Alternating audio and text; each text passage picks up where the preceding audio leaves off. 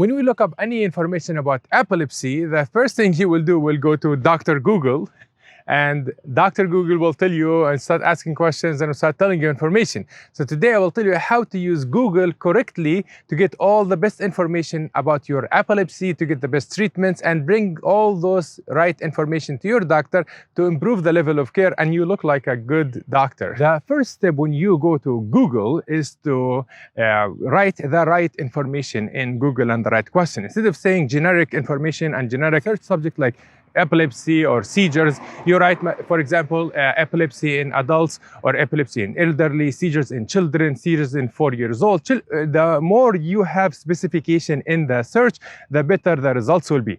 Number two is the source of information. The source of information is the most important thing when you are searching medical information in Google.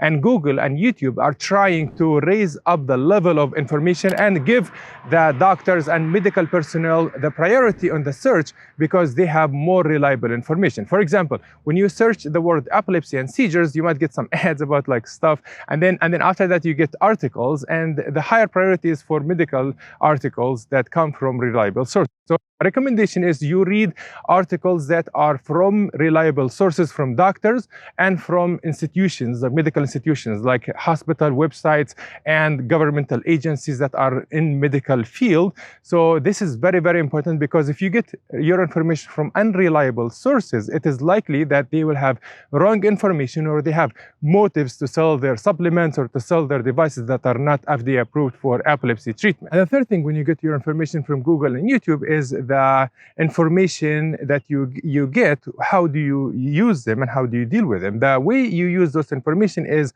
to get education about epilepsy and not to get a treatment of your epilepsy, because those information are meant to educate you, so you take them and give suggestions to your neurologist.